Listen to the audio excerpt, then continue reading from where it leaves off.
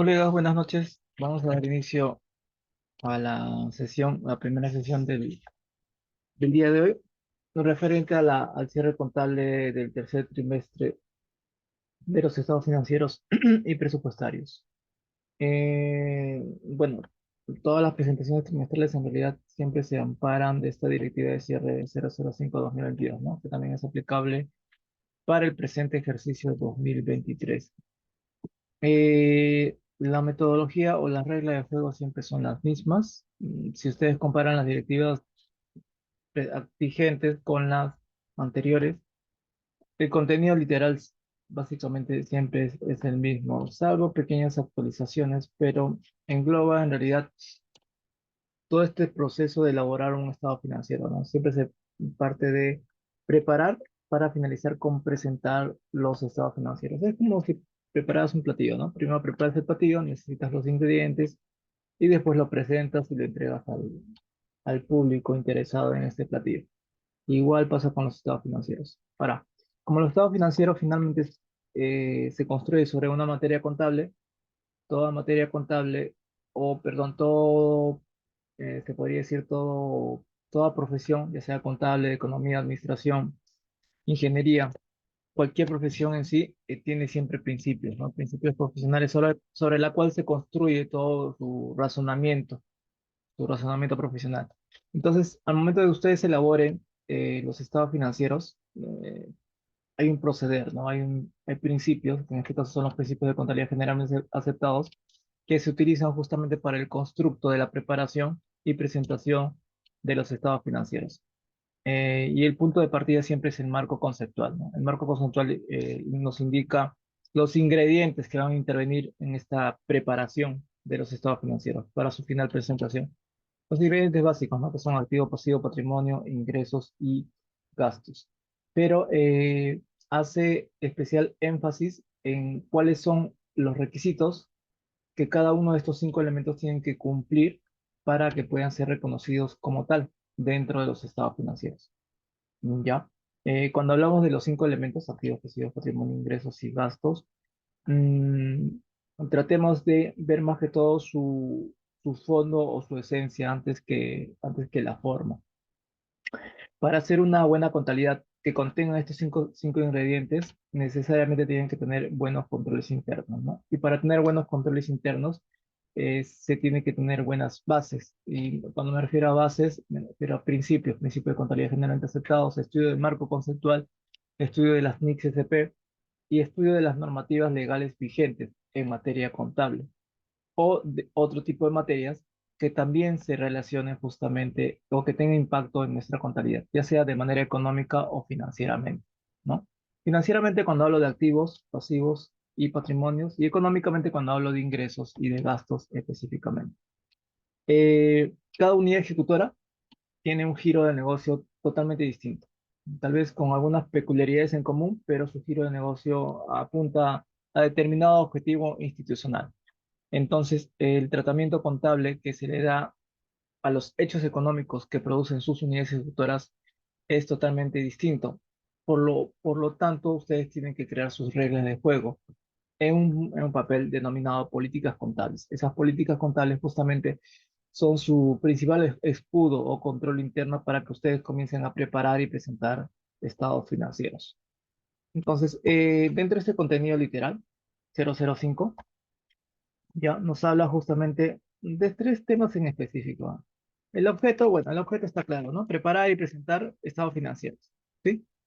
Para el cierre del ejercicio fiscal y para los periodos intermedios, que son básicamente los periodos trimestrales, ¿no? Con fines de rendición de cuentas que permitan elaborar la cuenta general de la República y las estadísticas de las finanzas públicas. Los números que finalmente presentamos a la DGCP sirven, claro que sí sirven, definitivamente sirven. Es un reflejo de la buena o mala administración o gestión de los recursos de tu entidad, ¿no? Pero eso depende de qué tantos controles internos tú tengas en tu entidad.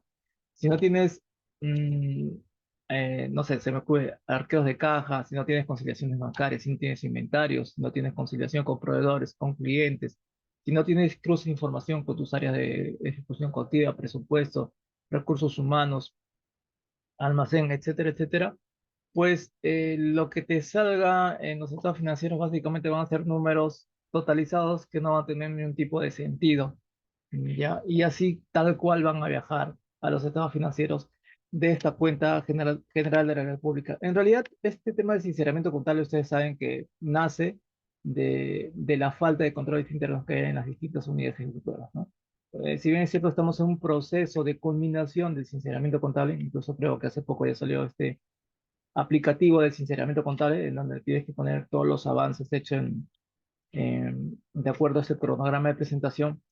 Eh, yo particularmente tengo la plena seguridad de que ese saneamiento solamente tiene el nombre, ¿no? Más no el contenido. Sanear una entidad pública en cuanto a estados financieros depende mucho de que se implanten correctamente los controles internos. Sin controles internos, lo único que estamos haciendo cada vez que vemos un asiento contable descuadrado sin análisis de cuenta es estarlo parchando, se podría decir, ¿no? Solamente parcho para apagar el incendio en ese momento. Ahora, ¿qué asientos contables hago? Bueno, nuestra nota de contabilidad ustedes saben que soporta de todo, ¿no? Podemos simplemente agarrar una cuenta de pasivo, tornándolo con una cuenta de patrimonio, una cuenta de resultados, ¿no? La cuenta 34 es un número contable. Podemos sustentarlo con un papel, ¿no? Pero eso no quiere decir que el registro esté correctamente saneado.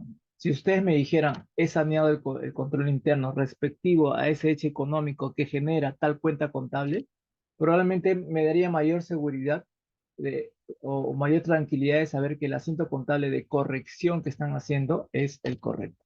Si han tratado de corregir una cuenta de activo, pasivo, patrimonio, ingresos y de gastos, solamente para ese momento, pues servirá para ese momento. Una vez que termine el saneamiento contable, probablemente los problemas que tuvieron en el sinceramiento actual lo tengan en el futuro. Mientras no corrijan la raíz, que es el control interno, la problemática va a seguir continuando, ¿no?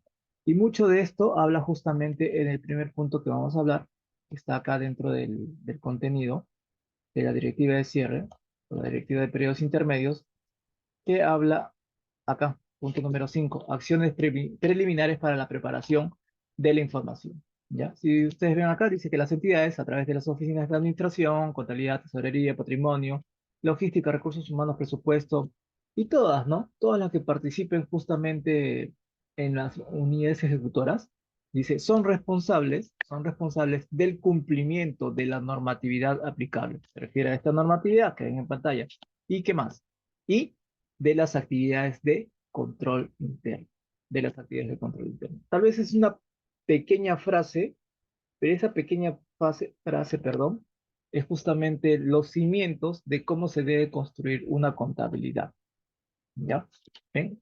Y de las actividades de control interno relacionadas con la preparación y presentación de la información financiera y presupuestaria establecida en la presente directiva.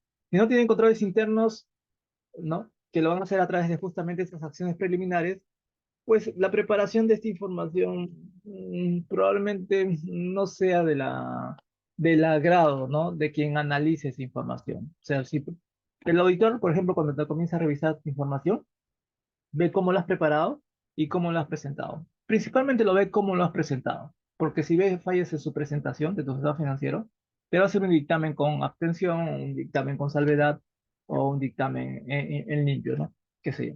Pero se concentra mucho en la presentación de tus estados financieros. Si no ven fallas en el constructo de tu presentación, se van a tu preparación.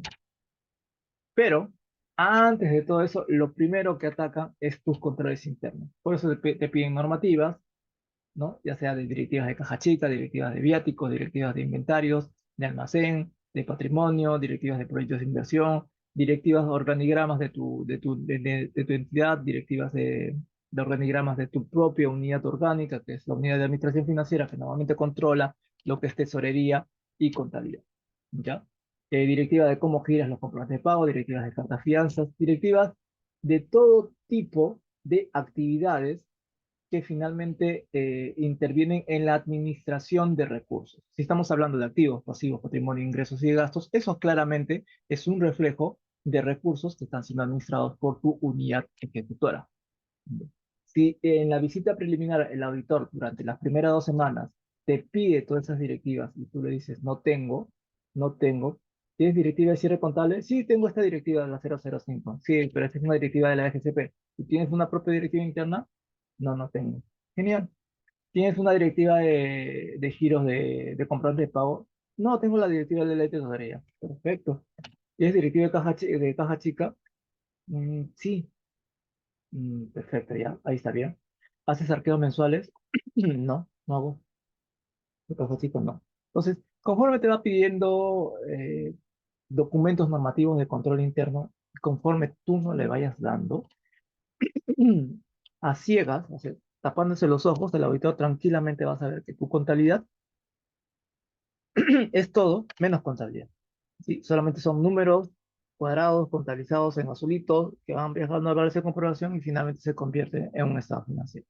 Entonces, justamente acá esta directiva te da las acciones preliminares o actividades de control interno que te ayudan a preparar mejor tu información financiera, a prepararlas, ¿ya? Veamos cómo consiste esta preparación, ¿no? Dice, por ejemplo, elaborar qué cosa? Análisis mensuales de las cuentas contables. Te piden análisis de cuentas mensuales. Si las tienes bien, si no las tienes, si tienes de manera trimestral, ya hay una falla de control interno definitivamente, ¿ya? Incluyendo las cuentas de orden, que permitan identificar su estado de composición, presentación y realización de las acciones inmediatas a desarrollar por la entidad. Los análisis deben estar debidamente detallados, conciliados y sustentados con la respectiva documentación física y electrónica, ¿no? Hay entidades que todavía están en procesos manualizados de hacer su contabilidad, hay otras entidades que lo hacen de manera digital. ¿Sí? Finalmente, los análisis de cuenta tienen que estar totalmente analizados de cada evento económico. Si tengo un análisis de cajibancos, lo tengo que hacer por cada cuenta bancaria y por cada tipo de recurso, por cada fuente de financiamiento. Si tengo una cuenta por cobrar, lo mínimo que tengo que poner es a quién tengo por cobrar, de qué fecha provienen, de qué factura provienen, quién es el cliente, cuánto es el importe, cuál es el número de factura. Es lo mínimo, ¿ah? Lo básico que tengo. Y obviamente no basta con que haya un análisis de cuenta. O sea, no basta que el contador me diga, ¿sabes qué? Tengo por cobrar 100. Quien en verdad me tiene que decir qué hay por cobrar es básicamente el área de cobranzas. Yo solamente como contabilidad funciono como espejo. En realidad funciono como espejo de todas las áreas usuarias. No, no tengo que tener ningún tipo de intervención en la gestión de información que producen las áreas usuarias. Yo solamente funciono como espejo, ¿sí? Pero para asegurarme de que mi espejo tenga una buena imagen, tengo que asegurarme que cada unidad ejecutora que me proporcione información tenga un buen control interno, ¿ya? Rubén nos comenta, profesor, para el cierre mensual de los estados financieros también se aplica esta directiva. Por supuesto, por supuesto. Esta directiva anual se utiliza para periodos intermedios y también para cierres mensuales, ¿no? En mi caso, por ejemplo, un cierre mensual, un cierre del mes de diciembre es como un cierre mensual. Bueno, que me demora un poquito más, ¿no? Porque tengo que esperar el inventario de fin de año, que es de almacén y de patrimonio. Que dicho sea de paso, ya desde los primeros días del mes de noviembre, ya falta poco, 16 días, ustedes ya tienen que ir gestionando su comisión de inventario y ir contratando al personal que se encargue de hacer el inventario de sus entidades, ¿no? ¿Por qué? Porque ese es el inventario que más toma tiempo y que finalmente los resultados se dan recién en la primera quincena del mes de enero o de febrero, ¿no? Primera semana de febrero ya tengo los resultados del inventario. Tienen que apurarse con ese tema, o bueno, tienen que estar al tanto de ese tema, porque recordemos que para este año 2023, la fecha máxima de presentación es el 15 de marzo del año 2024. Así que la DGCP probablemente nos esté comenzando a hacer un cronograma de presentación desde los últimos días del mes de febrero, tomando en consideración que el 15 de febrero se cierran las operaciones recíprocas. O sea, va a haber una serie de actividades ya, un calendario bastante ajustado en cuanto a la preparación. Un cierre de estados financieros anuales debe ser tal cual como un cierre de estados financieros anuales, tiene que ser tal cual como un cierre de estado financiero mensual, ¿no? Rubén nos dice, ¿el inventario del almacén vence el 15 de enero? No, lo que te decía Rubén es que desde el mes de noviembre ya tienes que comenzar a hacer tus acciones de inventario, de almacén y de patrimonio, de proyectos de inversión, ¿no? ¿Por qué? Porque ese inventario toma tiempo. Desde noviembre, te va a tomar noviembre, diciembre, de acuerdo a la cantidad de activos que tú tengas, ¿no? Cosa que en el mes de enero ya lo tengas listo, o sea, probablemente los primeros días del mes de febrero. Es un cálculo más que todo lo que les digo, ¿no? ¿En cuánto tiempo acabarían su inventario si comienzan desde ahora, desde el mes de noviembre? Ya pueden ir haciendo inventario desde el mes de noviembre, ¿no? De la data que tienen acumulada hasta el mes de noviembre. Entonces, conforme ya el inventariador llega al mes de diciembre, solamente le tocaría inventariar lo último que han comprado o dado de baja o de alta durante ese mes de diciembre, ¿no? Cosa que en enero ya tienen un reporte del inventario final. ¿Por qué les digo esto? Porque la contabilidad se trata básicamente de registrar eventos o hechos económicos significativos. Y evidentemente la propiedad del planta de equipo es el rey, pues, ¿no? Es el rey justamente de los grandes eventos económicos materiales. Ahora, Rubén nos indica, ¿por qué la directiva dice análisis de saldos conciliados y sustentados? Claro, todos los análisis de cuenta, como les comentaba, por ejemplo, ahorita no puedo mostrarles, tengo problemas con mi computadora, pero los análisis, por ejemplo, de cuentas por cobrar, como les decía, tiene que tener fecha, el cliente a quien tienes por cobrar, la factura, el importe, y tiene que tener un acta de conciliación con el área de cobranzas. Si tú dices como contabilidad que tienes por cobrar 1.200, el área de cobranza también tiene que decir que hay 1.200 y eso se tiene que consignar en una acta de conciliación. 1.200, 1.200. Y tiene que estar sustentado con las facturas que tienes por cobrar. ¿Sí? Por eso dicen que los análisis de cuenta tienen que estar debidamente analizados, detallados, como les indico, conciliados, obviamente conciliados con el área usuaria que te proporciona esa información y sustentados con la documentación física, ¿no? En su gran mayoría facturas de compra o de venta. Bien, a ver, ¿qué más? Continuamos, dice acá. Marisol Tapia nos indica lo siguiente. Buenas noches, profesor. Una consulta. Tengo un saldo en la cuenta 1202 del personal y ex personal de la institución por licencias con goce de haber por el COVID, ¿no? Creo que esta cuenta es familiar para todos nosotros. Cuentas por cobrar al personal y ex personal de instituciones por licencias de goce de haber por el COVID. Mi consulta es la siguiente. ¿Hasta cuándo se podrá mantener este saldo y cómo será el tratamiento con el personal que ya no labora en la entidad?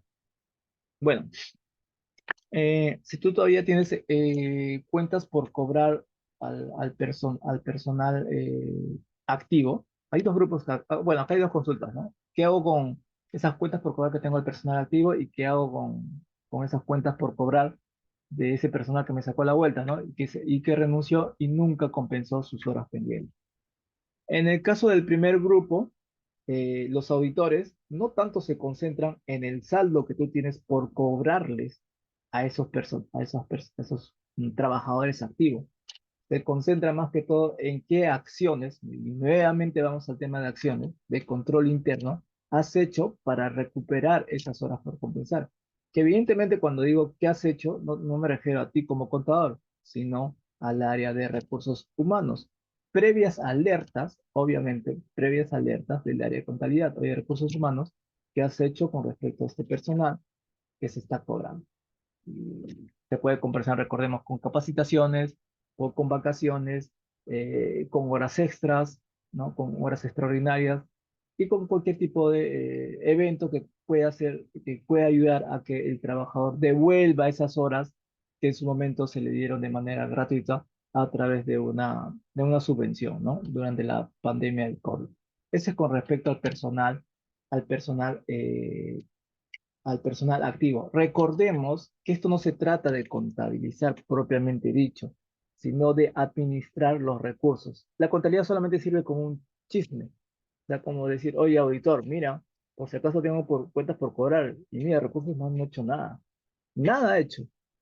Nada, no, ni capacitaciones, los empleados siguen trabajando sus horas normales, no han recuperado horas, siguen de vacaciones, salen de vacaciones, no compensan, ¿no?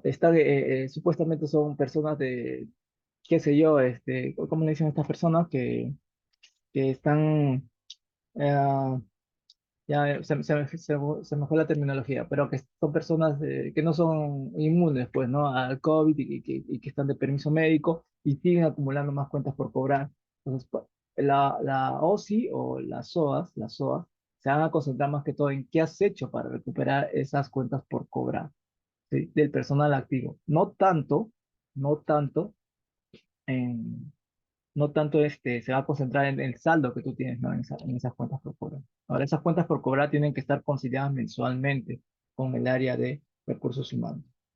Pero mi recomendación personal es más que todo qué respuesta darle respecto a ese personal activo, ¿no? ¿Qué has hecho con respecto a ese personal activo? No tanto tú como contador, sino el área de recursos humanos.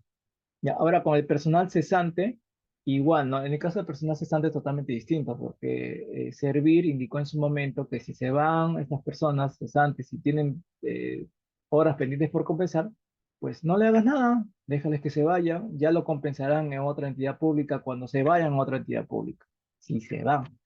Si no se dan, déjalo ahí nomás. Regístralo en una planilla y en un aplicativo al servir y pon las horas pendientes por compensar. Cosa que cuando se vaya a la siguiente entidad pública, pues la otra entidad pública se encargará de compensarlo.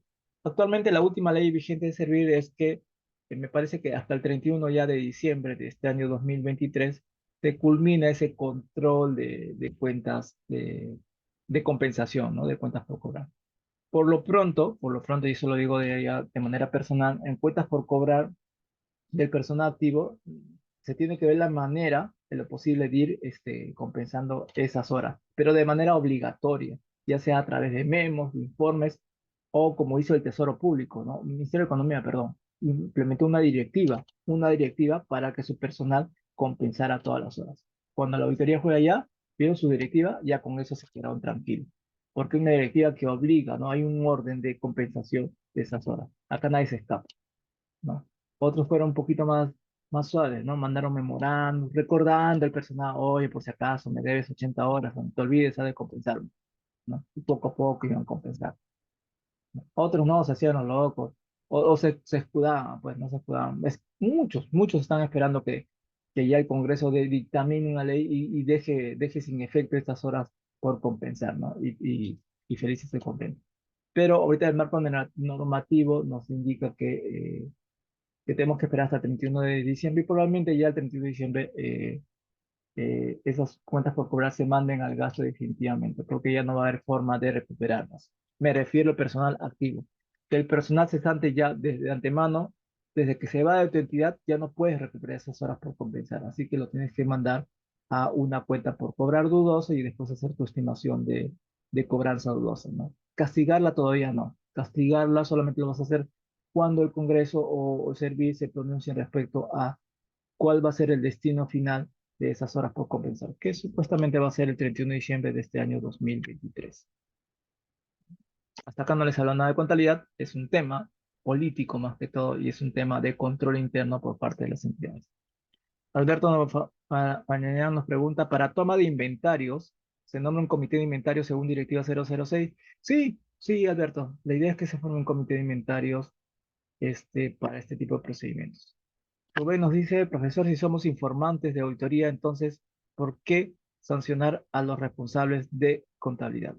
En realidad, Rubén, eh, eh, la auditoría no te sanciona o no te observa tanto por tus asientos contables, ¿ah? También, ¿no? En parte sí, ¿no? Porque hay muchos errores técnicos en cuanto a contabilización de registros contables. Pero en lo que más te observa a ti, en parte, es por qué no le estableces controles internos a las áreas usuarias que te proporcionan información. ¿Por qué si sabes que tienes una caja chica de 20.000, 30.000, 50.000 soles, por qué no le haces arqueos mensuales? No, nunca me lo presentan. Ya, ¿les has pedido?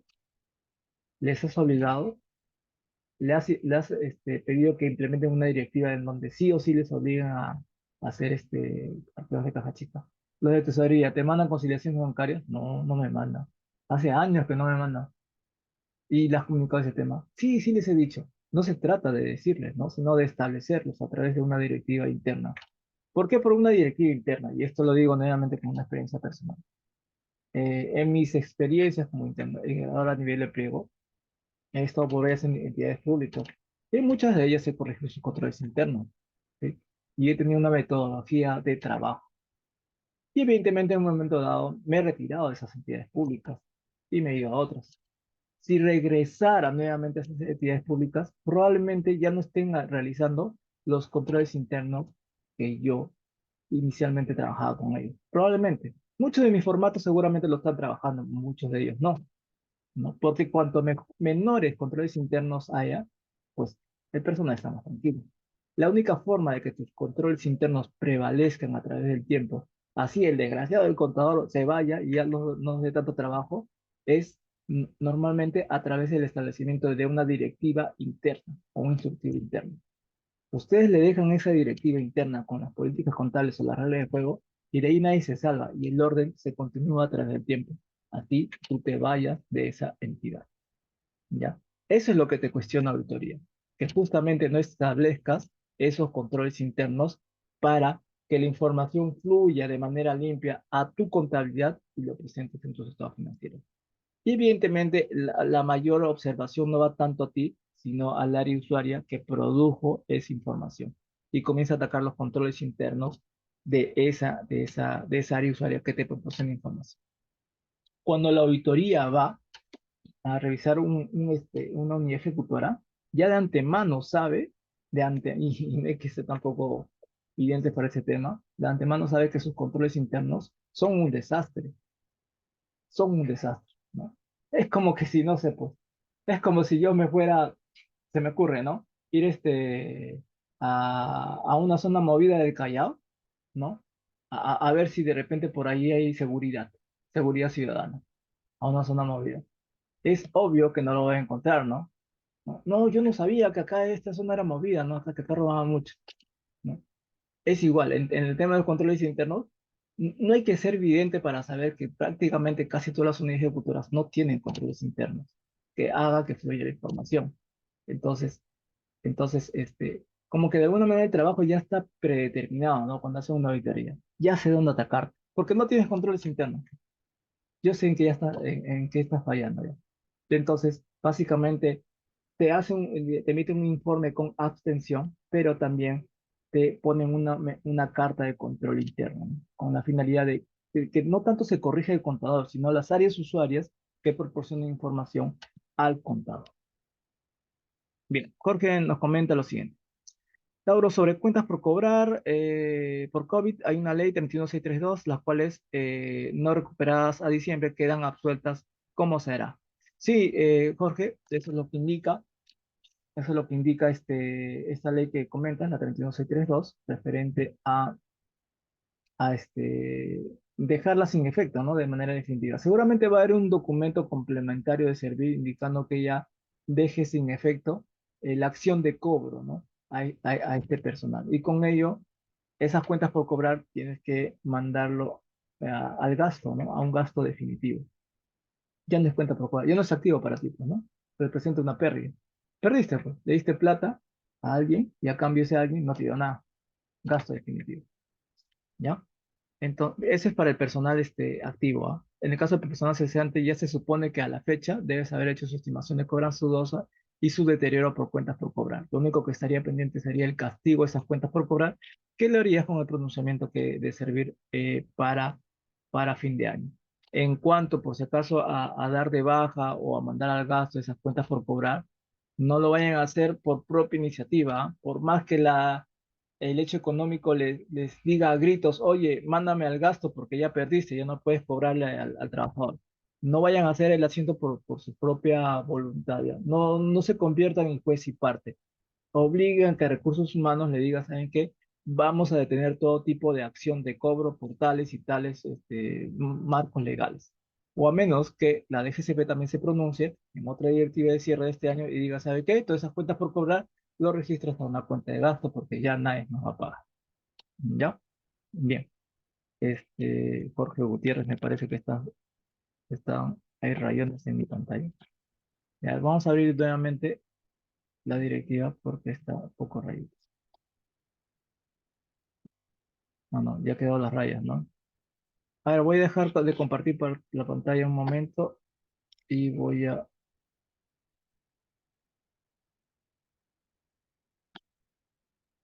ir a compartirla nuevamente. Bien, entonces les hablaba un poco de las cuentas por cobrar. A ver, vamos a ver los chats. Eh, Bien, Rubén nos comenta, ¿no, profesor? ¿Quién elabora las directivas internas y controles internos de las áreas usuarias? ¿La administración, contabilidad o el área usuaria? En realidad, como todo esto se trata de administración de recursos, Rubén, quien tendría que hacerlo es el área de administración, pero obviamente esa función se la tiene que delegar a alguien, ¿no? A un especialista de control interno que vea todo tipo de directivas, ya sea para contabilidad, propiamente dicho, para abastecimientos, tesorería y para todos los que intervienen en el movimiento de recursos. Estoy hablando de dinero, bienes tangibles, bienes intangibles. Ahí está la OTI, está presupuesto, está recursos humanos, está almacén. Entonces, todas estas áreas que mueven recursos, ¿sí? En pos de los cumplimientos de los objetivos institucionales, tienen que tener directivas internas debidamente cohesionadas, ¿no? Cohesionadas. Entonces, pero ¿quién le hace seguimiento a esas directivas internas y para ver, y quién le da ese filtro de control de calidad? Debería ser el contador. ¿Por qué? Porque finalmente toda ese control, esa información controlada a través de esos controles internos fluyen hacia nuestros estados financieros. Y evidentemente cuando les hablo de eso, no les estoy dando el mensaje por si acaso que ahora, aparte de estar contabilizando, devengando o apoyando a tesorería en sus giros, se pongan a hacer estas directivas. Todo lo que les comento cuesta, ¿no? Cuesta dinero, cuesta recursos, personal capacitado en el tema y cuesta y toma tiempo, ¿no? Toma tiempo. Para hacer controles internos tiene que haber una primera fase y esta pregunta, aprovecho tu pregunta, Rubén. Para hacer controles internos hay una fase de familiarización. Miren, yo tengo colegas en distintas partes del país que realizan actividades de saneamiento contable, ¿no? Por ejemplo, un al azar. Una unificadora quiere un personal dedicado al análisis de multas por cobrar, de multas por cobrar. O la que ustedes dicen, ¿no? Cuentas por cobrar al personal del COVID o a ex personal, ¿ya? Entonces, si un personal viene, perdón, un contador viene a analizar, no solamente que se baje la auxiliar estándar de la cuenta 1205 o la cuenta 1202 de multas por cobrar o de cualquier cuenta por cobrar y haga su debe, su haber y comience a depurar, ahí no estaría arreglando nada. Para que tú quieras tener un buen reflejo contable, recuerde que ustedes funcionan como un espejo, tienen que tener un buen control interno. Y para tener un buen control interno, tienen que ir a las áreas usuarias y comenzar a extraer esa información.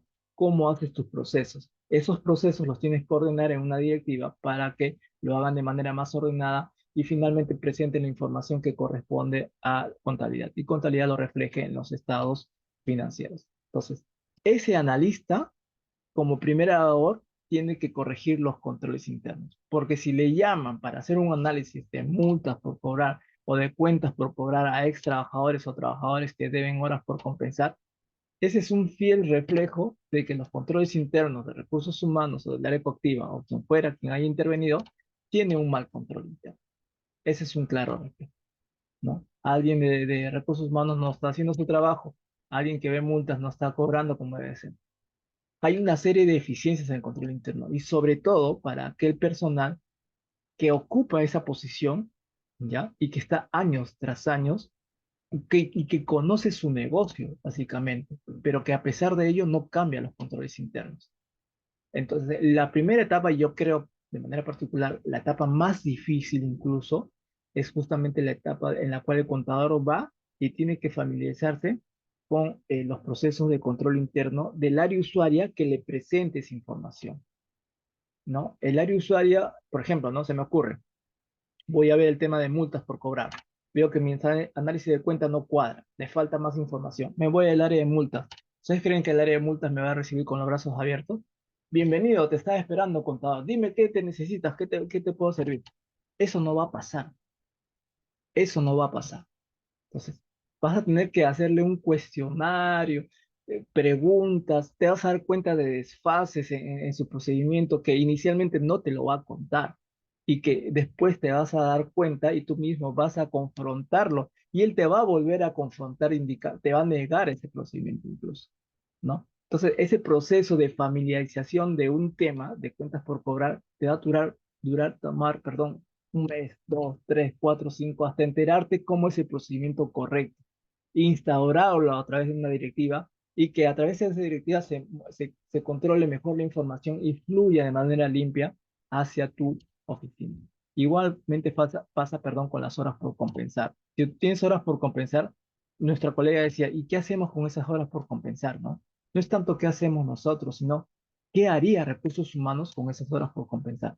Porque esa pregunta se tendría que hacer recursos humanos, no nosotros. Nosotros ni siquiera tendríamos que mover un dedo en horas por compensar, porque nosotros funcionamos como espejo de su gestión, ¿sí? Y si vemos en las cifras, en nuestras cifras contables, que el espejo demuestra que tiene horas por compensar bastante altas, tenemos que darle una alerta a recursos humanos, pero no solamente una alerta. Si vemos que las horas por compensar no bajan de un mes a otro, tenemos que revisar los controles internos para ver, a ver, recursos humanos, ¿qué has hecho para compensar, para que la gente compense? ¿Le has comunicado? No. ¿Le has pasado la voz? No. ¿Estás haciendo capacitaciones? No, no hay personal. No, no, no hay presupuesto. ¿Has pedido presupuestos? No, porque me han dicho que no hay presupuesto. Pero has verificado que no hay presupuesto para contratar personal para que haga seguimiento a las personas que tienen horas por compensar. ¿Qué acciones se han hecho? ¿No? Entonces, cuando venga la auditoría, en vez de que enfoque sus ojos al contador por tener una hora por compensar abultada, va a ir al área usuaria. Y no, no solamente al área usuaria, va a ir al control interno. Y en el control interno es donde va a poner el alerta justamente en esa carta de control interno. Y te va a decir a ti, contador, oye, ¿por qué tú no te diste cuenta de lo que yo estoy viendo? Yo como auditor lo veo, ¿no? Entonces, es básicamente, la clave es mejorar los controles internos, pero para, como digo nuevamente, para mejorar los controles internos, tienes que familiarizarte con el negocio, tienes que conocer el negocio, y para conocer el negocio no te toma un mes, ni 2 meses, ni 3 meses, puede tomar un año, mínimo, ¿ah? Mínimo un año. La pregunta es, ¿te van a tener contratado por un año? ¿Van a seguir tu proceso? Así como cuando contratamos para la selección peruana a Gareca, y al comienzo tiene bajos resultados, tienes que esperarlo, contratarlo por más tiempo, ¿no? Para que te dé un resultado a largo plazo. Igual pasa con la contabilidad. Al contador se le tiene que mantener por largo plazo, ¿no? Para poder establecer controles internos que hagan que la información fluya. A ver, bien, bien. Bueno, Rubén nos dice, profesor, pero ¿por qué contabilidad debe indicarles a las usuarias que haga lo que tiene que hacer? No es entrometerse en trabajo, no, para nada, para nada. Este, dentro de la preparación de estados financieros, por si acaso, hay normas de control interno, normas establecidas incluso en el COSO, ¿no? En el control interno gubernamental. Eso ya está establecido ya, como parte de las actividades de la preparación y presentación de estados financieros, el establecer controles internos. Entrometernos, no. En realidad sí nos entrometemos, claro. Nosotros somos como fiscalizadores de todas las labores que hacen las distintas áreas usuarias. No sería intrometernos, me parece más que es una atribución funcional de parte del contador. Yo particularmente voy a todas las áreas usuarias y comienzo a cuestionar esos controles internos. Evidentemente me verán como un entrometido, ¿sí, no? Pero yo tengo una base legal que me ampara, ¿no? Un control interno que me indica que tengo. Acá incluso, miren, acá como vemos, en acciones preliminares dice, todas las oficinas, acá dice, todas las oficinas que ven acá en pantalla son responsables del cumplimiento de la normatividad aplicable y de las actividades de control interno. Todos, todos, ¿no? Y quien no quiera, pues se los hago recordar, ¿no? Voy con la directiva, mira, acá está. ¿Ya? Sí, pero no sé cómo hacer el control interno. Ahí vamos a revisarlo, ¿no? Porque si no, mi contabilidad no fluye. Bien, ¿qué más dice acá? Efectuemos las oficinas de presupuesto, logística, tesorería o lo que haga sus dieces. Dice, las acciones para el adecuado y oportuno registro de las transacciones de ingresos y de gastos en el módulo del SIAP. Ya, en el módulo del SIAP. Como verán, ustedes cuando registran las operaciones, estas operaciones se llaman hechos económicos, ¿no? Los hechos económicos están divididos en dos partes, transacciones y otros eventos. Las transacciones son las comunes transacciones comerciales que ustedes realicen, de compra y venta, cobro y pago. Las compras, las ventas, los cobros y los pagos, ¿dónde lo registran? Lo registran en el módulo de SIAP, módulo administrativo, ¿no? Ahí está con su compromiso de vengado, giro y pago en el caso de gastos y determinado y recaudado en el caso de ingresos, en el caso de ingresos. Entonces, esas operaciones, esos eventos, a esas transacciones, perdón, se le llama transacciones comerciales. ¿Ya? Están dentro del grupo de hechos económicos. Son transacciones comerciales. Pero hay transacciones que no son comerciales, que no necesariamente representan cobros o pagos, porque no provienen de una compra o una venta. A esos hechos se les llama eventos. Y esos eventos son, por ejemplo, la depreciación, la amortización, el deterioro, las provisiones y cualquier otro tipo de altas, bajas de bienes que no representen una entrada o salida de dinero, ¿ya? Entrada o salida de dinero. Entonces, eso es lo que te dice la directiva. Por favor, ponga atención en los hechos económicos o transacciones que tú registras en el SIAP administrativo, ¿no? Acá te lo dice, ¿no? En el SIAP administrativo, módulo SIAP administrativo. Asegúrate de registrar todas las operaciones de ingresos y de gastos. Que evidentemente todo el mundo lo hace, ¿no? Lo contabiliza, pues, ¿no? Se pone en azulito, comienza a mayorizar y no le sale una validación. Pero el trabajo no termina ahí, colegas. El trabajo de verdad no termina ahí. Porque he visto cada caso cuando se registra un determinado un recaudado o un compromiso de vengado, giro y pago. O sea, ¿cómo te aseguras que el que hizo el compromiso lo hizo correctamente? O el procedimiento con el procedimiento correcto cuando gira, por ejemplo, una planilla de viáticos, ¿no? ¿Cómo que te aseguras que el devengado lo ha hecho correctamente? El giro también, o la rendición, o la devolución del viático. O cuando haces un determinado recaudado. ¿Cómo te aseguras, por ejemplo, le cobré a una entidad y esa entidad era una entidad recíproca, una entidad pública? ¿Cómo te aseguras que le pusieron el RUC a esa entidad recíproca? Entonces, no es simplemente agarrar todos los registros administrativos y comenzar a contabilizarlos y dejarlo en azul, ¿no? Mayorizarlas, mandarlas a la de comprobación y de ahí a la DGCP, a lo que salga. No funciona de esa manera. ¿Ya? Entonces, después el literal se dice efectuar el registro contable, el cual debe ser íntegro y por la totalidad de las transacciones y otros hechos económicos. Transacciones comerciales que vimos anteriormente y otros hechos económicos, deterioros, amortizaciones, provisiones, ¿no? Y otros hechos que no representen desembolsos de dinero o cobros de dinero. ¿Ya?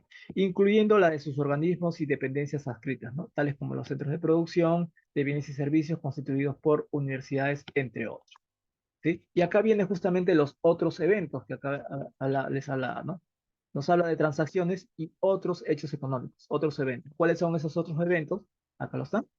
Calcular las estimaciones mensuales requeridas para la elaboración de la información financiera, que por la naturaleza y las transacciones de la entidad corresponden. Las estimaciones que usualmente aplican a la información financiera son la depreciación, amortización, deterioro de cuentas por cobrar, propiedad, planta, equipo, existencias, deterioro de otras cuentas de activos, vacaciones, compensaciones, entre otros, ¿no? Eventos que no necesariamente representan en ese momento una entrada o salida de dinero. ¿Ya? Acá hay un detalle bien particular, dice, calcular las estimaciones al cierre del ejercicio fiscal de las obligaciones previsionales, se refiere al cálculo actuarial y deterioro de edificios y estructuras en construcción, entre otras. La oficina de administración es responsable de establecer las políticas para las estimaciones y la oficina de contabilidad para su registro contable. Miren, se le da la potestad a la administración a que establezca políticas para estimar las depreciaciones, amortizaciones, deterioro. Esa labor no es sencilla. ¿Ya? Y cuando vienen las auditorías, mucho peor, porque las auditorías no están de acuerdo con que la administración netamente tenga la potestad de hacer estimaciones sobre activos, sobre consumos de activos, ¿no? Si tú tienes cuentas por cobrar, se me ocurre, tengo 10 cuentas por cobrar y estoy cobrando, y el año siguiente de esas 10 te dejan de pagar 8 y el año siguiente te dejan pagar 3. ¿Quién hace las estimaciones o quién pone las reglas de juego para hacer las estimaciones de cobranza dudosa conforme pasa el tiempo? Debería ser administración, el área de cobranzas, el área de tesorería, el área de fiscalización. ¿Quién? Probablemente ninguna levante la mano, ¿no? Ninguna diga, yo lo hago. No, probablemente ninguna diga, yo hago el control interno, ¿sí? Pero entonces, ¿quién lo va a hacer? ¿El contador? El contador tiene que ser juez y parte, ¿no?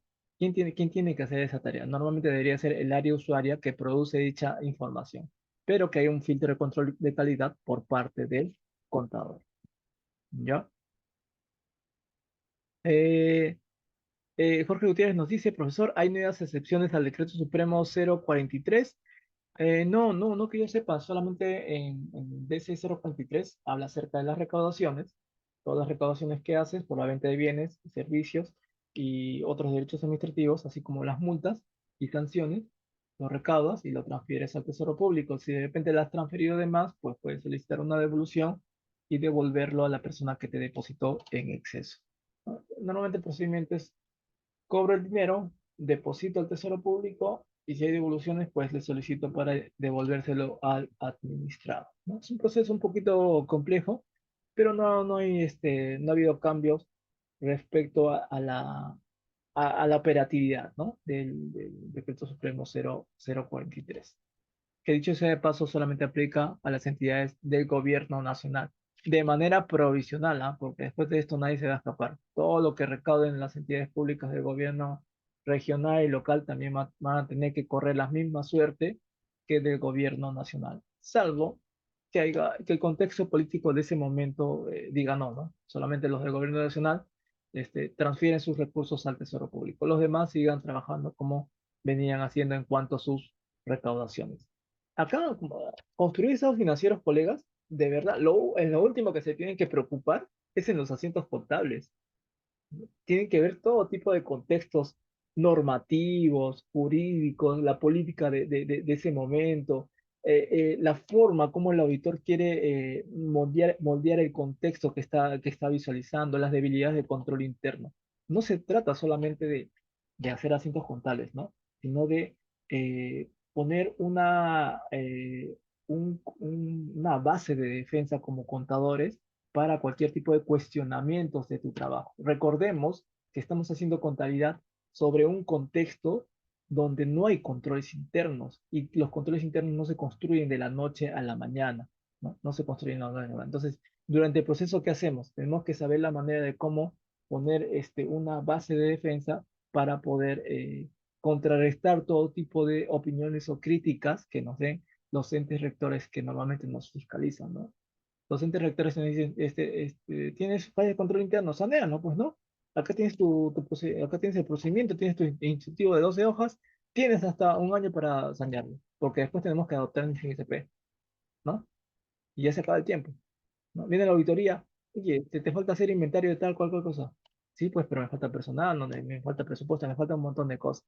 Entonces, es un proceso bastante complejo. Debes tener una base de defensa de cómo hacerles entender que estás en un proceso justamente de saneamiento a largo plazo y que no necesariamente va a ser en febrero del 2024 cuando termine el segmento contable. Es un trabajo a largo plazo. ¿Por qué? Porque las contabilidades de años anteriores no han tenido controles internos, pues, ¿no? O sea, en cualquier entidad pública que ustedes vean, no han tenido controles internos. Y sanear eso de la noche a la mañana porque te llegaste a una entidad y te ponen ese cliché comercial de que tú eres el contador y asumes todos los activos y pasivos de la entidad, ¿dónde dice eso? ¿Dónde dice que yo tengo que asumir todos los activos y pasivos? ¿Por qué? ¿Por qué tendría que hacer eso? ¿No? Entonces, no es un tema sencillo, ¿no? De solucionar. Bien, dice acá, conciliar los saldos de los elementos de propiedad, planta y equipo a nivel de cada entidad, considerando la información disponible por la Oficina de Patrimonio, Infraestructura o lo que haga a sus veces, ¿no? Con la Oficina de Contabilidad. Ustedes saben que el patrimonio de los bienes muebles es manejable, ¿no? Siempre y cuando hagan los inventarios con anticipación, siempre con 3 meses al menos de anticipación. Ahora, hacer inventario de bienes muebles patrimoniales, no lo veo tan complicado, ¿sí? Pero de bienes inmuebles es otra cosa, pues, ¿no? Hacer un inventario de proyectos de inversión. ¿Ustedes alguna vez han visto un inventario de proyectos de inversión? No lo harían, ¿no? Porque se develarían muchas fallas de control interno en los proyectos de inversión. Proyectos de inversión que tienes en tu contabilidad, en tu cuenta de construcciones en curso, pero cuando te vas a la realidad, eh, no están terminadas, o a veces están terminadas, pero y están transferidas a otras entidades, pero la otra entidad solamente lo recibe físicamente, pero contablemente no lo quiere recibir. Te vas a otros proyectos de inversión que están en zonas geográficas altoandinas de no fácil acceso, donde no puedes verificar si existen o no existen. Hay otros proyectos de inversión donde no existen, solamente son proyectos de inversión fantasma, pero están finalmente en la contabilidad. Entonces, es complicado, ¿no? Hacer un inventario justamente de estos proyectos de inversión y que principalmente forman la parte más material, ¿no? De toda nuestra contabilidad. Bien. Acá hay un tema bastante interesante, miren, dice conciliar los saldos de efectivo y equivalente efectivo con la conciliación bancaria efectivada con tesorería, ¿no? Conciliaciones de saldo de efectivo y equivalente efectivo. Miren, acá hay muchas cosas, por ejemplo, en el caso anterior, cuando yo les hablaba del caso del tema de las infraestructuras, ¿no? Yo he visto casos en los cuales, por ejemplo, me dice, la municipalidad hace un colegio, hace el colegio con sus carpetas. Se le envía la gente está enardecida y quiere que ya el colegio esté en funcionamiento. Entonces el alcalde, para quedar bien con la población, le transfiere el colegio a la UGEL. Hola, para recoger un tupper del 1203. Vamos a apagar el audio. Miren, miren este caso. A ver, vamos a ver, ya está, ¿no? Por ejemplo, ¿no? Yo soy la municipalidad, le transfiero un colegio a un UGEL. La UGEL le recibe, porque también la población está viendo la UGEL, y la UGEL tiene que comenzar a poner en funcionamiento ese colegio. Lo recibe, perfecto, ahí está, lo recibo, pero lo recibo así físicamente, ¿no? Llamo a los profesores y los alumnos vienen, llenan el salón de clases y comienzan a estudiar. Ahora, ¿qué ha pasado contablemente? ¿Se ha recibido algo? No. ¿Por qué no? Porque no hay liquidación técnica ni financiera. Pero sin embargo, el activo, en este caso el colegio, ya está en funcionamiento, ya se está depreciando, ¿no?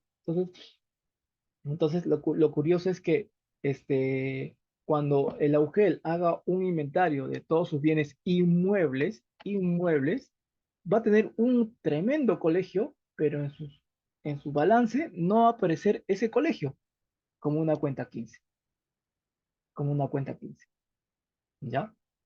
Pero ¿saben por qué no salta? ¿Por qué no salta ese sobrante de un colegio? ¿No? Porque no hacen inventarios de colegios. Si hubiera un inventario de colegios, probablemente diría, oye, pues si acaso hemos hecho inventarios y tengo un colegio ahí, pero no lo tienes en tu contabilidad.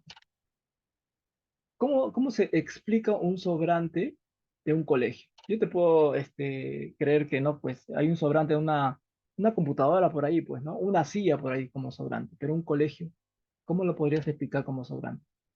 Y evidentemente es porque no quieres recibir la transferencia contable de parte de la municipalidad, ya que la liquidación técnica y financiera no está culminada, ¿no? Ahora, cuando hacen inventario de bienes muebles, se dan cuenta que hacen el inventario de las sillas y carpetas de ese colegio, ¿no? Ahí sí se hace inventario. Y cuando hacen el inventario, se dan cuenta que hay sillas y carpetas. Pero como no están en la contabilidad, lo ponen como sobrantes. Y es curioso, ¿no? Cómo en una entidad educativa puedes poner que los bienes muebles sean sobrantes y son el ingrediente principal para dar un servicio de educación a los escolares, ¿no? Entonces, no revelamos hechos económicos por temas, por temas legales, ¿no? Entonces, ese es en cuanto a lo que son proyectos de inversión. Cuando acá, por ejemplo, les habla conciliar los saldos de efectivo y equivalente efectivo, muchos colegas me llaman y me dicen, profesor, y acá no hacen conciliaciones bancarias de hace años. He entrado a la anterior gestión no me dejó nada, nada me ha dejado. Seguramente esa gestión, la anterior gestión tampoco le dejó nada. Y probablemente yo también haga lo mismo, no mentira. Pero el hecho es que no tienen nada, solamente saben que tienen una cuenta bancaria, tienen dinero en efectivo de varias cuentas bancarias, pero nada más. No tienen conciliaciones bancarias, no tienen libros bancos, no tienen análisis de cuentas, no tienen nada. ¿Lo pongo en saneamiento o no lo pongo en saneamiento? Evidentemente que sí lo vas a tener que sanear, ¿sí? Pero ¿qué harían? A ver, colegas, les pregunto, ¿qué harían en ese caso? Entran a una entidad pública, tienen, se me ocurre, 40 cuentas bancarias aperturadas, sin conciliaciones bancarias, sin libro banco, sin análisis de cuenta, sin nada de nada. Solamente saben que en esas 40 cuentas bancarias hay dinero que se tiene que utilizar para la operatividad de la entidad. ¿Qué hago? Hago, no sé, concilio, hago una conciliación bancaria de todo eso. ¿Qué harían en ese caso? Si tienen cuentas bancarias, pero no tienen análisis, ni conciliaciones, ni controles internos, ni nada. ¿Qué harían en ese caso? Como funcionamiento contable. Directivas no hay, por si acaso, ¿ah? O sea, no hay una norma que te diga qué es lo que tienes que hacer. Directivas hay, o sea, hay directivas para decirte qué cosas sí tienes que hacer, o sea, qué es lo correcto que tienes que hacer, pero no hay directivas que te digan qué hacer en casos incorrectos, ¿no? Como estos que te estoy mencionando. ¿Qué harían ustedes en ese caso? Son contratados ellos como contadores, ven 40 cuentas bancarias. ¿Qué harían en ese caso? ¿Cuál sería el primer paso? A ver, los leo. Los leo. Me gustaría conocer su percepción.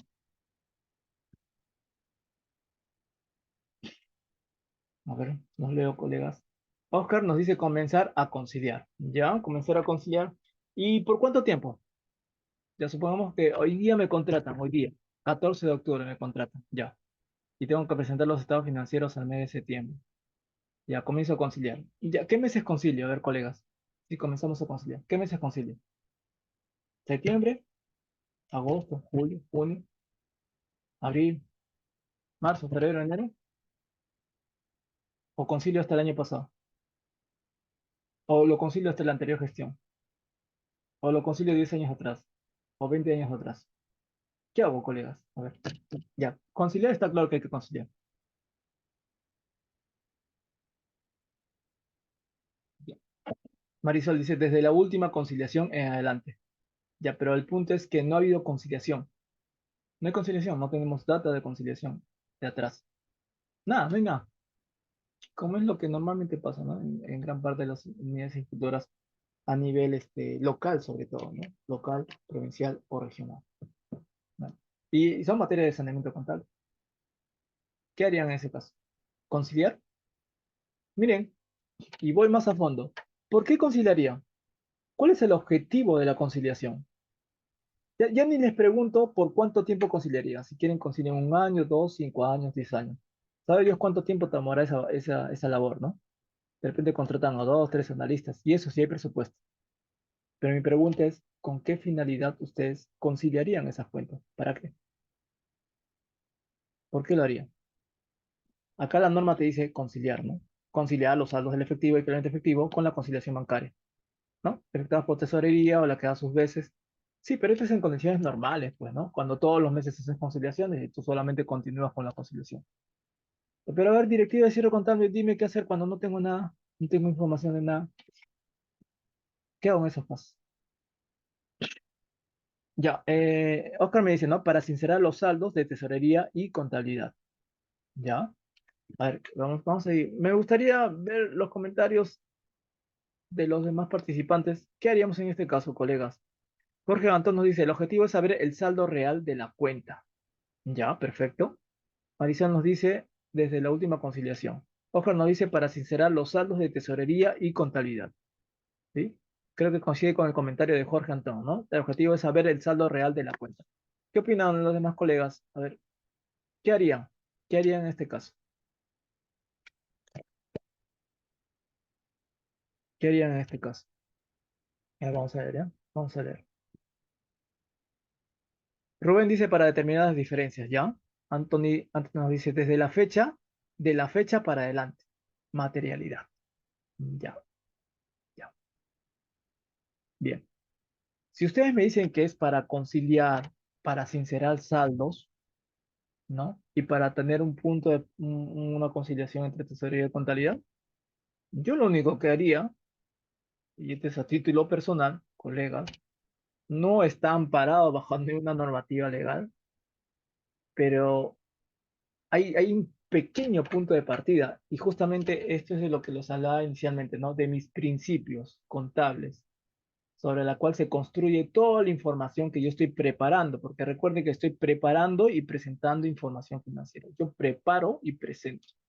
Ahora, para preparar, tengo que preparo en base a principios. Es como cuando preparo un lomo saltado, le tengo que poner arroz, papas, carne, tomates y cebolla y determinados ingredientes. No le pongo de todo, ¿sí o no?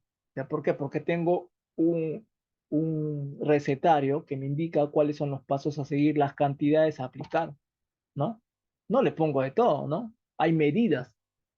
Igual cuando ustedes preparan información financiera, ¿creen que ustedes no tienen medidas? Le pones tanto de ingredientes, no sé, conciliaciones bancarias a un 10%, este, coordinaciones con tesorería un 20%. ¿No creen que tienen medidas también cuando preparan información financiera? Sí tienen medidas. Por eso hay una medida llamada costo-beneficio. ¿Por qué quieren preparar conciliaciones bancarias de meses anteriores, de años anteriores? ¿Cuánto les va a costar eso? No, necesito 5 practicantes y por 8 meses. ¿Y para qué, ah? No, porque si no han hecho conciliación bancaria hace años. ¿Y eso para qué, ah? No, porque quiero saber cuánto es el saldo contable con el saldo de tesorería. ¿Qué? ¿Y eso no lo podemos ver en el extracto bancario? ¿No puedo sacar un listado, un inventario? Cuenta bancaria uno tengo 100. Cuenta bancaria 2 tengo 500. Cuenta bancaria 3 tengo 400. Ya, ¿eso no sería mi punto de partida?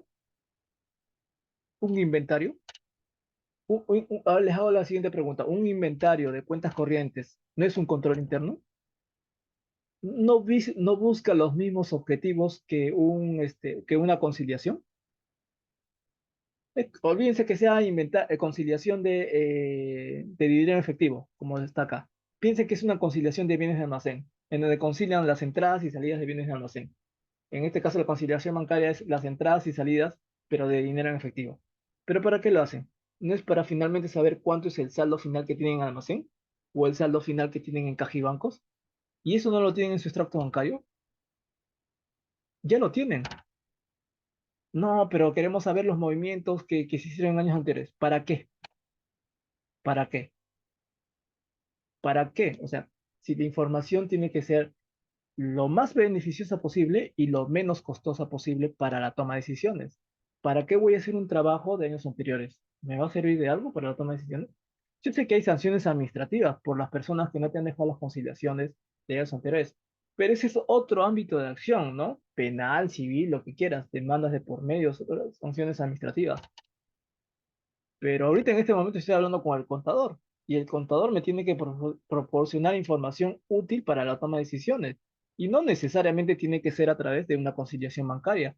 Hay diversas técnicas o mecanismos de control interno que me aseguran o me evidencian cuánto tengo en activos, ya sea en dinero en efectivo, cuentas por cobrar, bienes de almacén, patrimonio. No necesariamente esta conciliación. Esta conciliación sí es una buena medida de control interno, pero cuando toda la operatividad está bien, pero cuando no está bien, ¿qué hacemos? Utilizamos la misma técnica.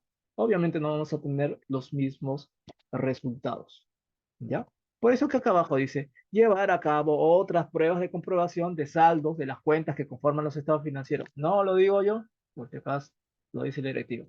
Respecto a los pasivos derivados de impuestos, remuneraciones, bienes y servicios, sentencias judiciales, operaciones de endeudamiento, entre otras cuentas. ¿Ya? O sea, esto de las conciliaciones, sí, pues no, sirve, pero para actividades en condiciones normales, pues, ¿no? Cuando no hay este tipo de sucesos en la cual llegas allí a una entidad y no encuentras nada, pero nada, ¿no? Eso debería ser totalmente sancionable, ¿no? Sancionable.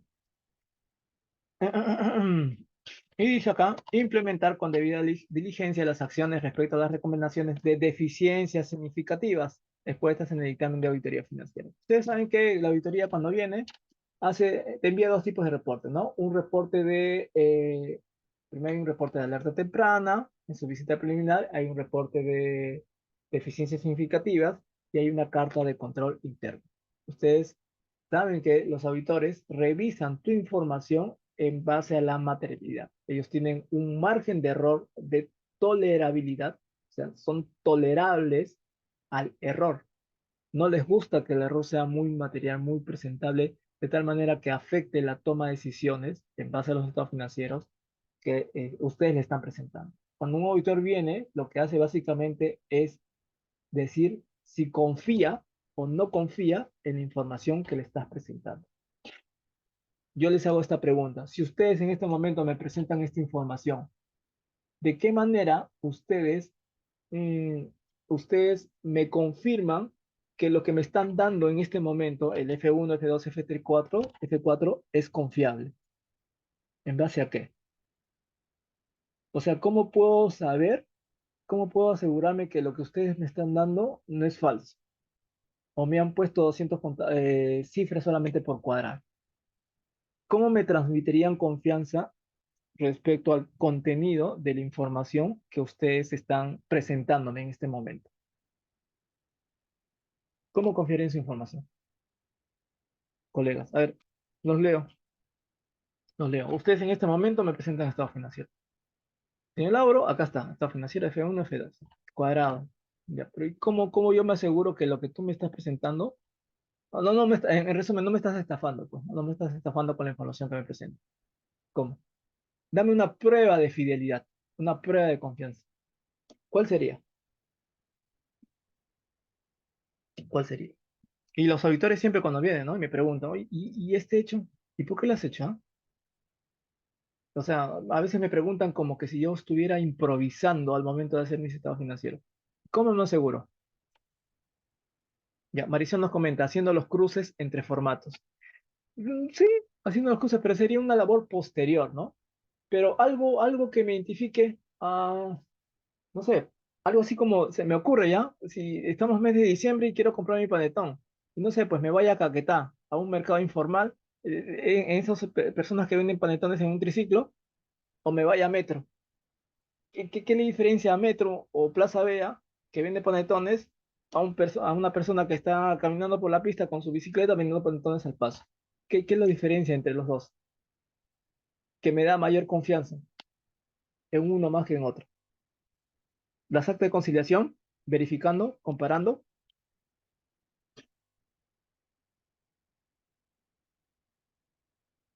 Igual, o sea, los estados financieros es un producto, colegas, y como cualquier producto tiene controles de calidad. ¿Cuáles son sus controles de calidad que a mí hacen que me transmita confianza el producto que me están presentando, colega? Los documentos fuentes, mis análisis de cuentas contables, oh, son las políticas contables. Cuando el auditor me pregunta, y esto, y esto, y esto, le digo, por eso hacemos una declaración jurada, ¿sí o no? Nota número uno, ¿no? Actividad o giro del negocio, ¿no? En la nota número dos, ¿qué dice? Principios y prácticas contables utilizadas por la entidad. La entidad declara bajo juramento que ha elaborado y presentado los estados financieros en base a los principios de contabilidad generalmente aceptados, la directiva de cierre contable y de forma suplementaria las normas internacionales de contabilidad. Ah, caray. Y acá están mis políticas contables de caja y bancos, inventarios, propiedad, planta y equipo, cuentas por cobrar. Acá están mis controles de calidad. Y comienza a leer sus políticas. Ah, tiene buenas políticas, ¿no? Ah, lo tiene claro. Tiene claro el concepto, el marco conceptual, las NIC CP y los PSGA. Principio de vengado. Ya de antemano, al menos este contador sí la conoce. Pero igualito voy a hacer pruebas, ¿no? Para comprobar si efectivamente de repente me está floreando solamente con estas políticas. Y comienza a revisar, ¿sí? Cada vez que el auditor me revisa y me dice, ¿y de dónde llegaste a este criterio? Y le digo, de tal, tal, tal. Pero lo que yo le estoy comentando, señor auditor, está en mis políticas. Porque usted me pregunta como que, no sé, pues como que, ¿y qué pasa si yo no estuviera en este momento? ¿A quién preguntaría? O sea, mi forma de pensar está reflejado en un papel. Mis criterios argumentados en base a marco conceptual y mix SP o principios de contabilidad están sustentados en un papel denominado políticas contables. Esas políticas contables son mis controles de calidad que aseguran que el contenido de mi información es fiable. Profesor, ¿las políticas contables son parte del control interno? Sí, las políticas contables son controles internos. Contables, pero son controles internos. Son herramientas de control interno. Alberto dice, pero las políticas tienen que ser aplicadas, sí, en cada paso que da. Eso te evita que tú improvises al momento de registrar un hecho económico, ¿sí? Esto que ven acá, colegas, esto que ven acá denominado actos preparatorios, antes de acciones preliminares para la preparación, son políticas contables, pequeñas, ¿no? Generales, pero son políticas contables. O sea, hacer análisis contables mensuales son controles internos, ¿no? Que pueden entrar tranquilamente dentro de una política contable, ¿no? Hacer estas actas de conciliación, eh, registros contables íntegros, estimaciones mensuales en base en base a otra vuelta en políticas contables establecidas por la administración y contabilidad, conciliaciones, son políticas, forman parte de las herramientas de control interno, ¿no? Conciliaciones, otras pruebas de comprobación, implementar con debida diligencia acciones para reportar deficiencias significativas, expuestas en un dictamen. Todos son acciones de control interno que deben estar dentro de una política contable. ¿Qué es una política? Una política es un conjunto de instrucciones, órdenes, reglas de juego a seguir para dar un buen producto. Todo a la cual ustedes, en la cual ustedes trabajan está sometido a una política. Si yo me voy a jugar un partido de fútbol, antes de jugar, tengo que saber su política, su forma de juego, ¿no? Sé que tengo que meter el gol con el pie. No puedo hacer con la mano, ¿sí o no? Si lo hago con la mano, viene el árbitro y me sanciona. ¿Por qué? Porque está establecido en una política. Esa política hace que el juego sea más fluido y más limpio y que no haya tarjetas rojas o amarillas de por medio, sino son sancionadas. Pero hay bases, reglas de juego. Igual de la misma manera funciona la contabilidad. Bien. Rubén nos dice, ¿las políticas contables se emiten a través de directivas? Sí, así es, Rubén. Están dentro de la NIC SP 3, ¿no? Principios, perdón, políticas contables, errores y estimaciones contables. Tiene una estructura las políticas, ¿no? Lo hemos visto en otras clases, si gustan pueden ir a los videos de YouTube, en la cual indica, ¿no? Si ustedes quieren hacer políticas para un determinado hecho económico, tienen que hacer, está formado por cuatro fases, ¿no? Reconocimiento, medición, presentación y revelación. Reconocimiento, medición, presentación y revelación. Ese es el índice o los pasos a seguir para ustedes establecer sus políticas contables. Esa sería su estructura. ¿Ya? Y, y, y continuemos, ¿no? Acá les hablaba acerca de implementar acciones respecto a deficiencias significativas. Cuando estamos hablando de deficiencias significativas, les hablaba de que la auditoría tiene un cierto umbral de tolerabilidad en cuanto al error. Si el error supera el umbral que él se ha establecido, ¿ya? Supongamos, ¿no? Revisa tus estados financieros y su umbral de tolerancia son de 100.000 soles.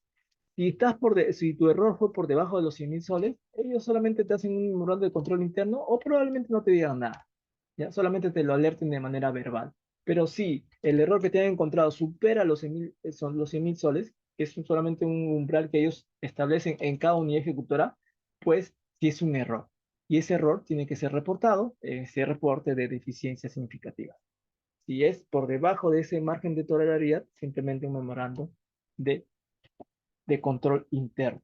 ¿Ya? Por eso dice, y adoptar las acciones que permitan superar las alertas tempranas, producto de las auditorías, ¿no? Con el fin de proporcionar información financiera razonable. Siempre hay una etapa en la cual te alertan.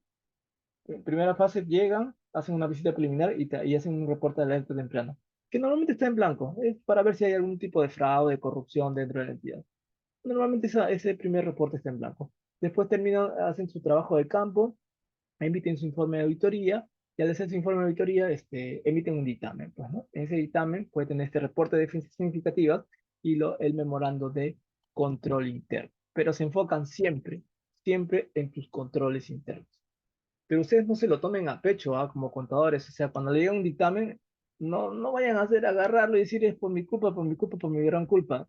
Porque no es su culpa. O sea, una persona no puede solucionar los problemas de toda unidad ejecutora, ¿no? No puede sanear los controles internos de toda unidad ejecutora. Entonces tienen que saber canalizar esas recomendaciones de manera positiva y redistribuirlas y repartir esas responsabilidades entre las áreas usuarias que producieron justamente esos errores. ¿Ya?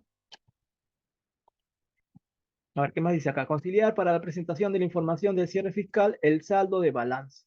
El saldo de balance de la ejecución de presupuesto con el saldo financiero. ¿Ya? Por las distintas fuentes de financiamiento, distintas a recursos ordinarios, ¿no? Recursos ordinarios. Debiendo suscribir una acta para fines de uso interno entre las oficinas de contabilidad y tesorería. Hacer esta conciliación del saldo de balance versus el EP1, que es el estado de ejecución del presupuesto, no es una labor fácil. Y mucho más si nunca ha habido conciliaciones bancarias, ¿no? Si no ha habido revisión de las actas de cuentas de enlace, y si no hay controles internos plenamente definidos. He ido a muchas entidades públicas y cuando me dicen, oye, ¿puedes revisar esto de Caja y Bancos, la cuenta 1101, Caja y Bancos? Sí, perfecto. A ver, muéstrame tu auxiliar estándar, ya. Me dan su auxiliar estándar, hago mis tablas dinámicas del 1101 y veo que esta entidad tiene, no sé, 50 cuentas corrientes. Y les pregunto, ¿y estas cuentas corrientes, para qué sirve? Mm, un silencio sepulcral, ¿ah? Como de 10 segundos. Mm, ¿Y esta cuenta bancaria te sirve? No, no lo usamos. Hace 8 años está por ahí, pero no sabemos para qué es. Ahí tiene plata, pero nadie lo usa. ¿Y por qué lo tienes activo? ¿Y esta cuenta bancaria? Es decir, acá tienes cuentas para, no sé, para cobrar del Banco de la Nación, Interbank, Scotiabank, PSP, Banbif. ¿Por qué tantas, ah? No es suficiente con una cuenta bancaria para cobrar. ¿Por qué tienes tanta cuenta bancaria? ¿No? Esta cuenta, ¿para qué es?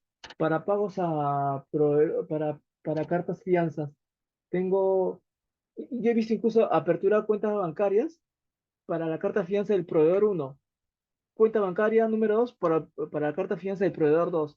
cuenta bancaria número 3 para la retención de carta fianza del proveedor número 3. Entonces, o sea, cada proveedor tiene una cuenta bancaria. Entonces, ¿qué es eso? ¿No es una falla de control interno? Esa cuenta bancaria no genera hacer una conciliación bancaria de esa cuenta, eso no genera más trabajo. Entonces, no se concentre tanto en la cuenta 1101 y que esté cuadrada, sino que el control interno fluya dentro de la oficina de tesorería.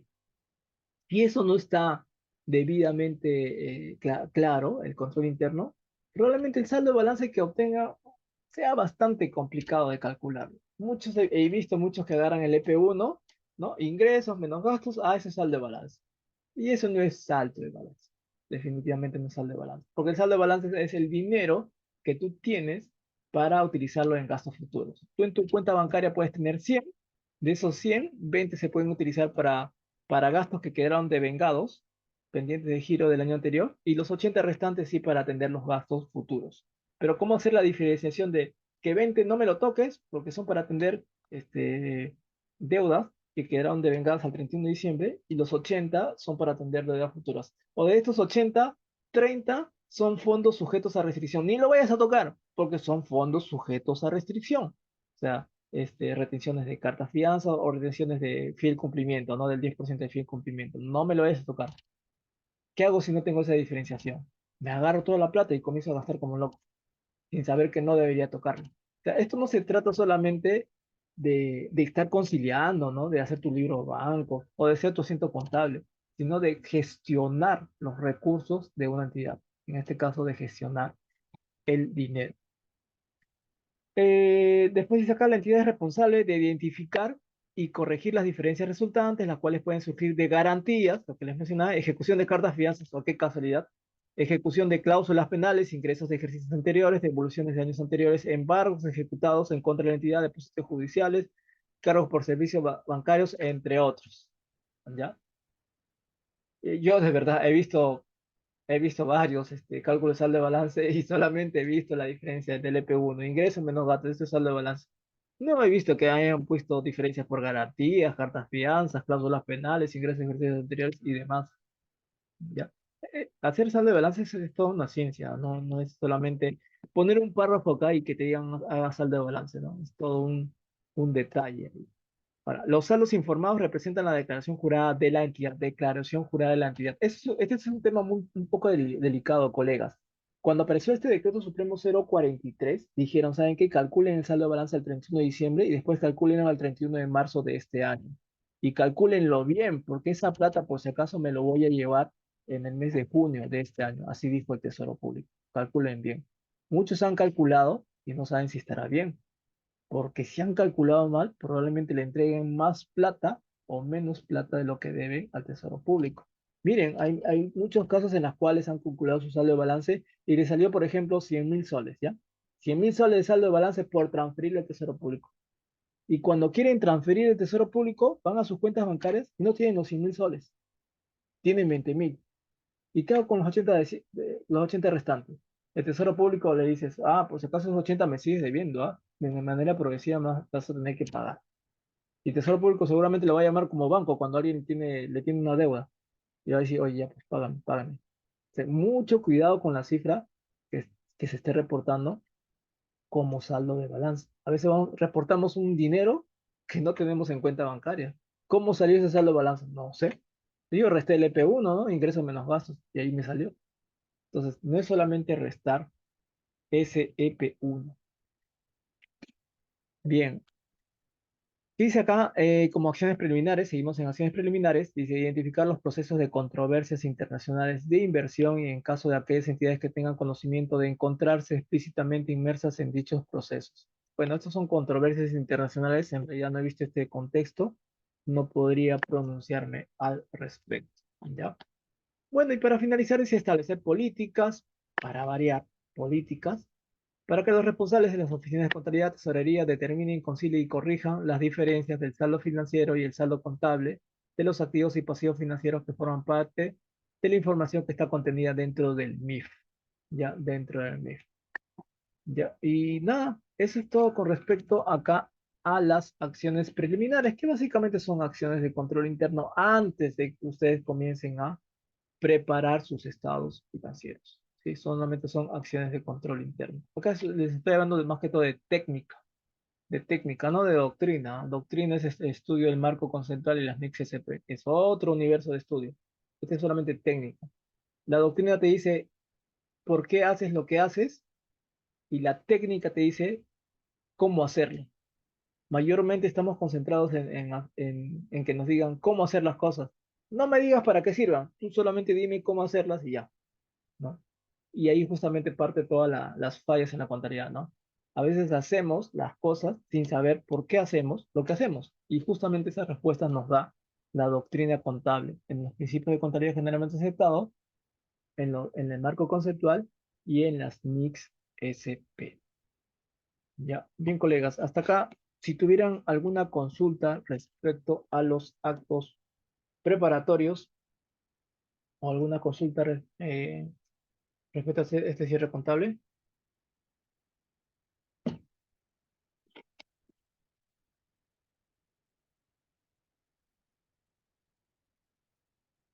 Eh, a ver, esta consulta me parece muy interesante. Dice Rubén, profesor, Rubén nos comenta, profesor, para sanear una cuenta contable, ¿acaso no es importante averiguar, documentarse, analizar registros de años anteriores independientemente del costo-beneficio que conlleva esto? ¿No estaría mal sanear una cuenta con un inventario más, no más?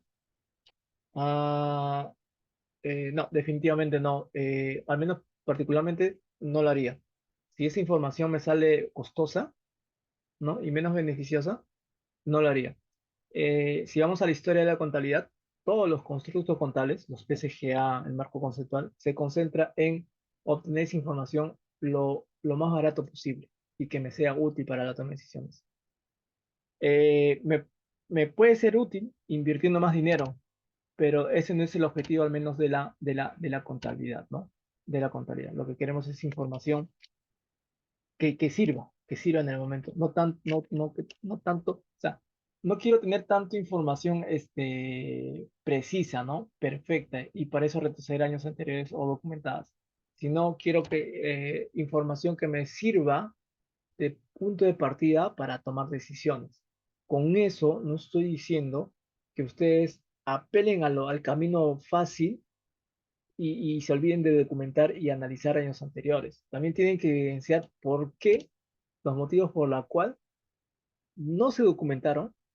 Se supone que es porque no tenían documentación y aparte, por qué no llegaron a analizar años anteriores, ¿no? O sea, tienen que también hacer un informe eh, llegando a ese punto. Cuando ustedes se van al saneamiento contable, nos dicen, ¿no? Hay una fase uno, una fase 2, fase 3. En la fase uno dice, tienes que buscar toda la documentación de la entidad para poder reconstruir un análisis de cuentas. Si no lo encuentras, esa documentación, vete a la fase 2, que es hacer conciliaciones, cartas de circularización con bancos, lo que les he comentado, inventario de cuentas bancarias en base a los extractos bancarios que me manda el banco, circularización con clientes, con proveedores. Y si, o sea, primero ve por casa, ¿no? Busca en casa si tienes documentación. Si no tienes, vete afuera, o sea, bancos, clientes, proveedores. Y si no ves, si no llegas afuera, si no tienes documentación, pues haz un saneamiento, pero haciendo un informe técnico, legal, de por qué no tienes documentación ni adentro de casa ni afuera. Pero muestras este inventario en este caso de cuentas bancarias diciendo, tengo estos saldos, y he ajustado mi contabilidad justamente a estos saldos bancarios. Sin embargo, en mi informe detallo los motivos por los cuales se debería iniciar los procesos administrativos al personal que justamente creó este estado actual, ¿no? En la cual no podemos tener documentos de nuestra propia entidad. O sea, eso no exime de responsabilidades administrativas para las personas que no hayan dejado esa documentación. Y aparte hay un detalle adicional, Rubén, colegas, y esto también me lo han comentado muchos colegas, ¿ya? En la cual llega una entidad, ven que las cuentas están sin análisis de cuenta, sin documentación, sin nada, y dicen, acá hay mucho trabajo que hacer, ¿ah? No, tengo que comenzar a sanear. Comisiones de encerramiento, todo lo demás. Un momentito, un momentito, ¿ya? Se supone que nosotros somos profesionales contratados para una determinada actividad, ¿no? Es como si ustedes llamaran a un pintor y me dice, ¿sabes qué? Le digo, píntame las paredes de mi departamento. ¿El que te va a decir? Ya está bien, lo pinto. Te voy a pagar 1.000 soles por si acaso, ¿no? Ya. ¿Ustedes creen que simplemente viene con su broche, su pintura y comienza a pintar? No, ¿no? Lo primero que pregunta es, ¿cuántas paredes te tengo que pintar? ¿Me entienden? O sea, no lo veo dable que un trabajo de falta de análisis de cuenta no es que haya aparecido así de pura magia, ¿no? Si no hay análisis de cuenta en este momento es porque el personal contable en su momento no hizo esa labor. Y tú no vas a llegar para hacer tu labor presente, porque eres responsable de tu labor presente para adelante, y estar comenzando a regularizar trabajo que en su momento otra persona no lo hizo y por la cual fue remunerado. De verdad, no lo veo dable. O sea, no sé cómo explicar este cuestionamiento, pero no lo veo dable. Puedes tener todas las mejores intenciones de querer sanear cuentas contables, pero eso toma tiempo, toma dedicación y toma recursos, ¿no? Y la idea no es que tú seas el solucionador de todos. Se tienen que asignar presupuesto, te tienen que asignar un equipo calificado y tiene que haber sanciones para las personas que no lo hicieron, porque si no, no estarías corrigiendo nada. Y si en caso dicen, no, profesor, eso está mal, por ética, tú tienes que hacer el saneamiento contable, tú eres el que recoge los activos y pasivos de una entidad, lo más probable, colegas, y esto lo digo por experiencia, lo más probable es que por tocar actividades que otros no hicieron, tú las vas a hacer y vas a dejar de hacer tus propias actividades y vas a generar un desorden en tu propia operatividad contable y vas a llegar a los mismos resultados probablemente que en gestiones anteriores, porque no estás corrigiendo el problema de raíz, ya no estás corrigiendo el control interno de raíz, ¿ya? Bien. Entonces, no es cuestión de que yo les ponga como recomendación, haz un inventario y nada más. No. También tienen que argumentar por qué llegan a esa decisión extrema, ¿no? De hacer un inventario, ¿no? Pero principalmente sí, se tiene que valer por el costo-beneficio. Si me va a salir costoso hacer conciliaciones de 10 20 años, no lo hago, simplemente no lo hago. O sea, la contabilidad no está hecho tanto para hacer una contabilidad perfecta y que salga cuadrada en mis estados financieros. Los números están hechos para que tomes decisiones, ¿no? Si fueras una entidad privada, no te contratarían para hacer conciliaciones de 20 30 años atrás solamente por conciliar. Porque no les interesa eso, sino les interesa saber con cuántos recursos disponen para poder seguir operando en el futuro. A ver, si María Tapia nos indica, profesor, ¿cuáles son los asientos a realizar por el deterioro de las licencias con goce de haber del COVID del ex personal? Ah, en el tema de horas por compensar, primero había horas por compensar de personal activo, ¿sí? Y después esas horas por compensar se reclasifican a horas por compensar dudosa. Y aparte haces un asiento de estimación por cobranza dudosa, ¿no? Que es una 58 contra una 12, ¿no? Estimación de cobranza 2. El último asiento es el asiento de castigo, ¿no? El asiento de castigo, que es una combinación de 12, ¿no? De la 12-9 contra la 12-2. Pero ese asiento de castigo todavía no lo hagas porque el asiento de castigo indica que se paraliza todo tipo de acción de cobro hacia el trabajador. Entonces, eso todavía no se da, probablemente sea el 31 de diciembre. ¿Ya? El 31 de diciembre. Disculpen que me haya tal vez explayado en el tema del saneamiento contable, porque al comienzo para mí particularmente era toda una duda. Muchas entidades me han llamado para hacer saneamiento contable y siempre me hacen la misma pregunta. ¿Cuánto cobras por el saneamiento contable? Y de verdad que al inicio para mí era una pregunta difícil de responder, ¿ah? Difícil de responder porque, y miren cómo me engañaba, me obnubilaba, ¿no? En mi propia consulta. ¿Cuánto cobrarle? No sé, pues, te vamos a pagar 20.000. Le digo, 20.000 soles. Está bien, ¿no? 20.000 soles. Ya, y corriendo, pues, ¿no? Corriendo. Pero digo, un momentito. ¿Y cuánto tiempo quieres que lo acabe? Ah, en 2 meses. 2 meses. 20.000 soles, está bien, ¿no? O no está bien. La pregunta es, ¿lo voy a acabar en 2 meses? ¿No debería comenzar preguntándole cuántas cuentas contables tengo que sanear? Hacer un plan de trabajo y ver si lo acabo en 2 meses. De repente no lo acabo en 2 meses. De repente los 20.000 soles, que parecen bastante, no cubre la cantidad de cuentas que tengo que sanear. ¿Creen que todo el saneamiento contable depende del contador? No, depende también de las áreas usuarias que te proporcionan información para que tú presentes un buen entregable de saneamiento contable. No depende solamente del contador. Es un trabajo a largo plazo. Y si dices, no, han dicho que lo saneen en 2 meses, 3 meses, porque ya queremos olvidarnos de este tema de saneamiento contable. Número uno, las cosas que se han hecho mal durante años no se pueden solucionar de la noche a la mañana. Número dos, para solucionarlo rápidamente, todos tendrían que tener un único criterio, las áreas usuarias dispuestas a colaborar y tener un equipo de trabajo, ¿no? Un equipo de trabajo de varios contadores para poder sanear las cosas a tiempo. Y eso toma tiempo.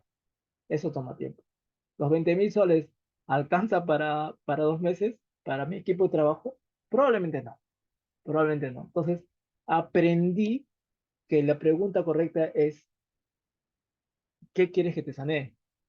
¿Qué cuentas contables? ¿Desde qué fecha? ¿Con qué áreas usuarias? ¿Con qué documentación disponemos? Aprendí de que el saneamiento contable no significa, oye, hazme saneamiento contable. ¿De qué cuenta contable quieres que te sanee? O sea, sanear por cuentas contables. Caja y bancos, perfecto. Va a tomar tanto tiempo. Propiedades frente a equipo, perfecto. Te va a tomar un buen tiempo. Qué sé yo, cuentas por pagar a proveedores. Eso te va a tomar poco tiempo. Impuestos también te va a tomar poco tiempo. O sea, no puedes poner a todas las cuentas contables en un mismo costal, pues, porque cada uno viene de un evento económico totalmente distinto, de un área usuaria totalmente distinto, con controles internos totalmente distintos. ¿Me entiende? Entonces no puedes poner una tarifa como profesional a un trabajo si en verdad quieres hacerlo bien, ¿no? ¿No? Diciendo, ya, pues no, lo cobro, te lo hago, pues, ¿no? Al final que puede salir como resultado final, ¿no?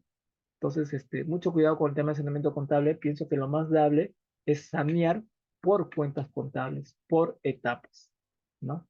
Y tomando en cuenta que el titular de la entidad te dé todo el respaldo para que las áreas usuarias te proporcionen información, pero ya, ¿no? Pero ya, no ir a decirles, oye, por favor, ¿me puedes dar? ¿Tú sabes de qué te trata eso? Recuerden que las áreas usuarias no te van a recibir con los brazos abiertos, ¿no? No te van a recibir con los brazos abiertos. Entonces tiene que haber un respaldo de titular para que todos trabajen en la misma sintonía.